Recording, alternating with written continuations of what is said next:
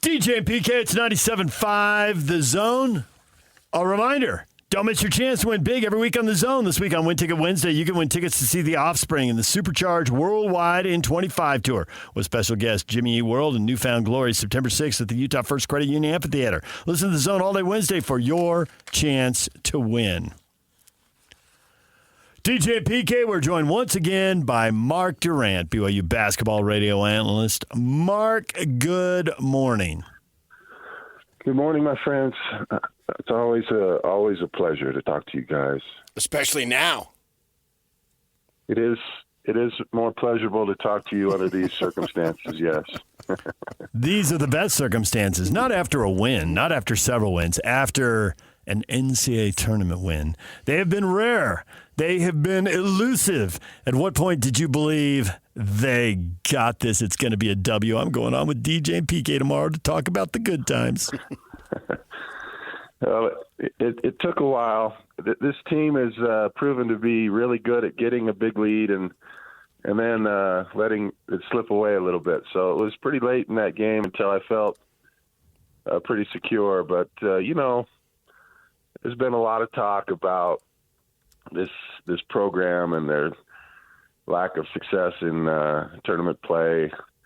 And so I was, as a fan, I just wanted to see them kind of move past that and take a couple steps in the right direction. And I think they certainly did that yesterday.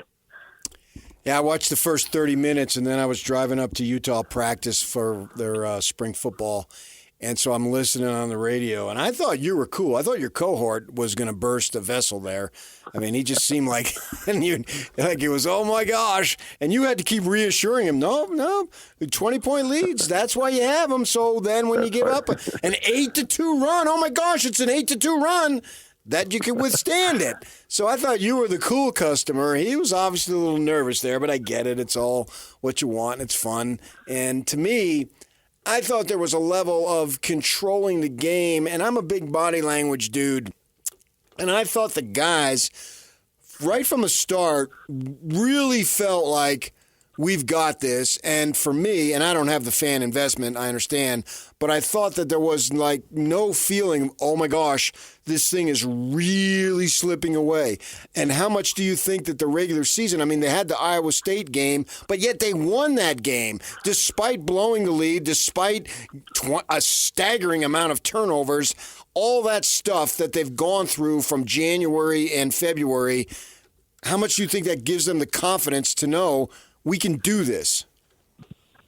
Yeah, I think that's exactly right. I mean, I joked about them, no lead being safe for them, but really it was pretty safe. I mean, in those games where they did have a lead, and maybe they gave up some of it, they ended up winning the game. You mentioned the Iowa State game; it's a good example, and so I think the thing about this team, and I don't know if it's Kevin Young coming in, but there seems to be a shift in mentality from, man, I hope we win this game, or right. I hope we don't throw it away, to, yeah, we're going to win, and maybe they'll make a little run, but we're fine. Right. And I think that's the sign of a good team.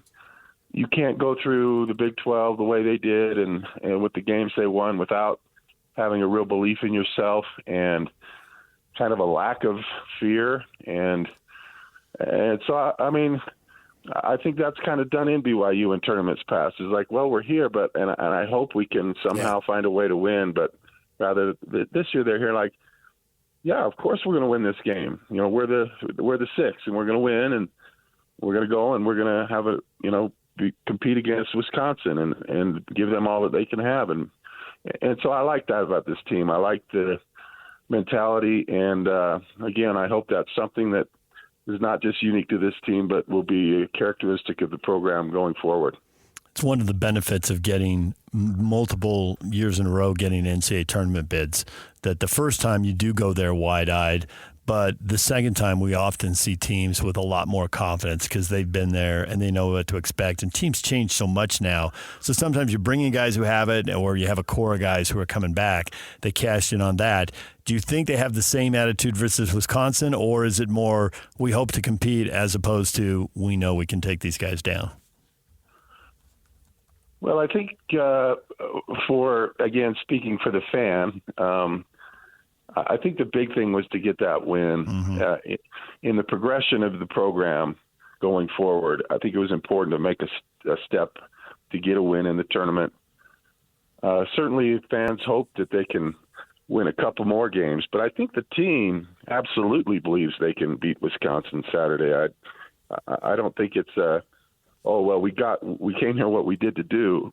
Came here to do what we did, and we got one win. And I absolutely think, why would Wisconsin be any different than playing Iowa State or someone like that in the Big 12? And you've competed against those teams, you beat those teams, and so absolutely, I think this team believes that that's a game they can win and that they can move forward and go into next week. And so we'll see how it goes. Obviously, I watched the Wisconsin game. They're very solid. They kind of reminded me of a little bit better Utah team in that they're big and they take it hard to the basket, but I probably have a little bit more talent on the squad than Utah, obviously, but they're a similar type of team, and it's going to be a challenge, but I think this team certainly believes that they can beat Wisconsin. What do you think's going through the mind of Jagor Demin, a kid from Russia, a kid who's 19 and looks maybe 14? And, he comes out, he hits the threes early. It's like the audacity to even shoot them when you're shooting in the 20s. But it doesn't seem like it's affecting him one way or the other. And we saw that for the good. And I'm really intrigued about him and his mindset because BYU really hasn't had a player like this since Chosich, probably 50 years ago, of a kid coming from the other side of the world and being as skilled and going through this. How do you think he's handling all this? Because just the way he goes about the game and his life has fascinated me. He really is a fascinating guy, Pat. He, obviously we had high expectations for him coming in. You talk about lottery picks and all those kind of things, so you automatically think, well, this kid, he better be really good, and you kind of forget he is as young as he is, and you see that sometimes in some of his decision making out on the floor that he's still a pretty young kid, but then you see what all the hype was about too, and I think part of any player's psyche that is a good player is a belief in themselves, and even when he hasn't made a lot of threes this year, he just steps up and hits some threes. He has been shooting a lot better recently from three. It was pretty low bar to shoot better, but I liked his aggressiveness, not just the threes, but he's at his best when he turns that corner off the high screen and gets to the rim, and he's tall and crafty, and then he hit a little fadeaway jumper in the key that was something he hadn't done before. So clearly he can play, and I think he's gotten better, and he's getting more confident and making better decisions. He still makes me nervous when he's out there because he is a young kid and he'll turn the ball over, but I think you can see just his size and passing ability and ability to handle the basketball, why people are so excited about him and why NBA teams salivate over him a little bit. So, but the thing you always have to remind yourself is he is so young, and he's got a lot of room for improvement, and he is getting better. But I love his carefree, happy attitude. He's fun to talk to. He's really humble.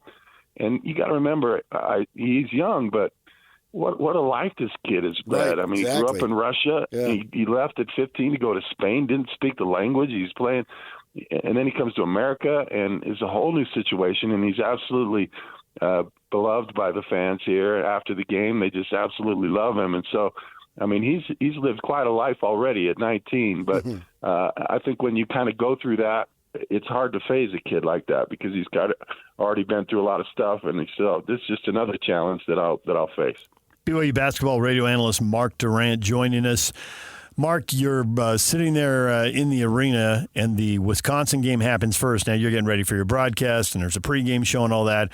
How much of that game did you get to watch? What were your takeaways from Wisconsin? What should people expect in the second round? Yeah, I watched that game, and this is not the Wisconsin team of old where they're, scoring 40, 50 points a game. This is a team that likes to put up a lot of points. So it'll be a different game than even what we saw against VCU. And they're big. They got a couple bigs that are super solid. I think they like to put it on the floor. Not a great three-point shooting team, at least from what I saw, but they like to put it on the floor, get to the rim, crash the boards, that type of thing. But they're a talented team, a lot more physical. I think they're just going to try and overpower you. And that worried me a lot more in years past. That was always kind of seemed to be an athleticism gap.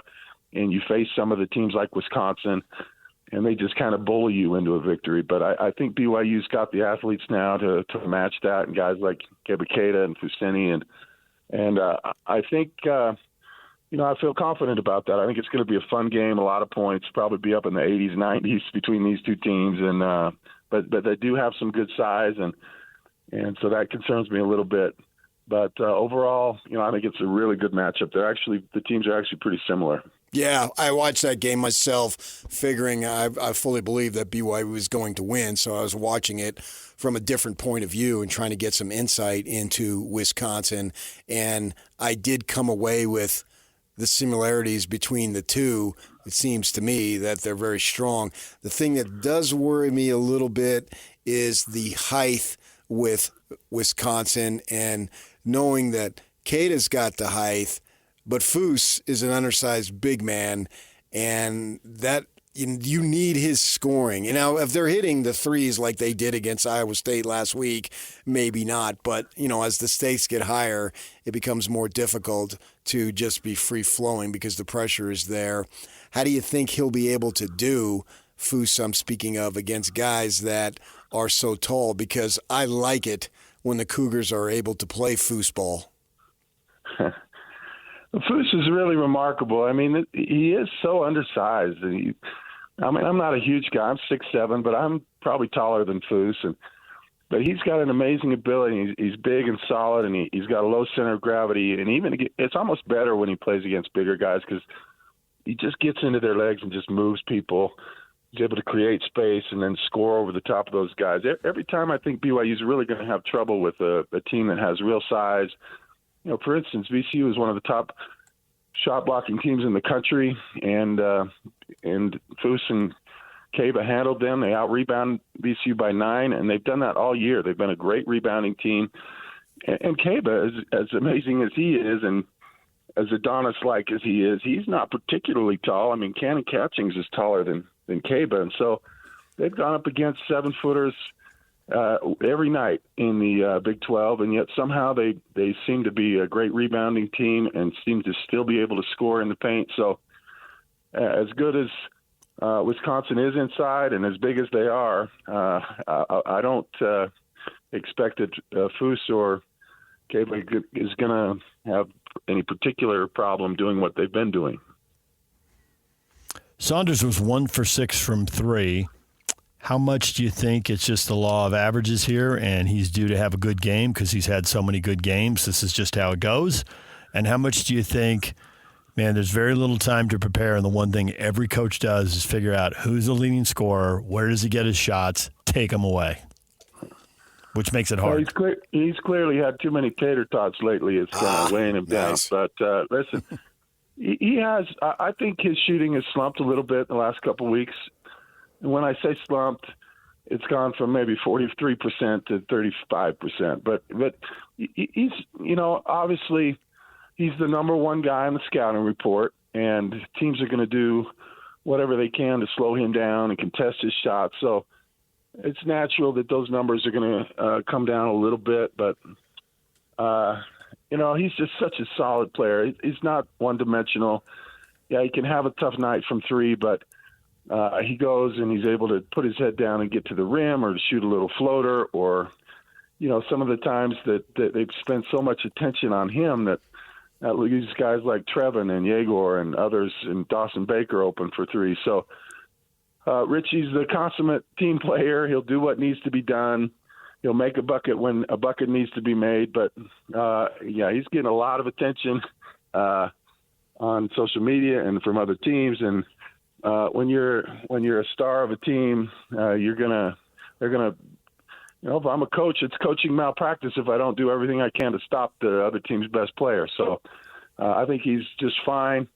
But yeah, I mean, Richie's such a unique player. I mean, he's just what he's able to do, and his mentality and how hard he plays. And he's obviously such a big part of what the success BYU's having. You need a guy that you can count on for 15 to 25 points a night. And he's as solid as they come to do that. And the interesting thing about this team is then you've got 9 or 10 other guys. You don't know where you're going to get points from. It could be any of those guys. Last night it was Foose and Jagor.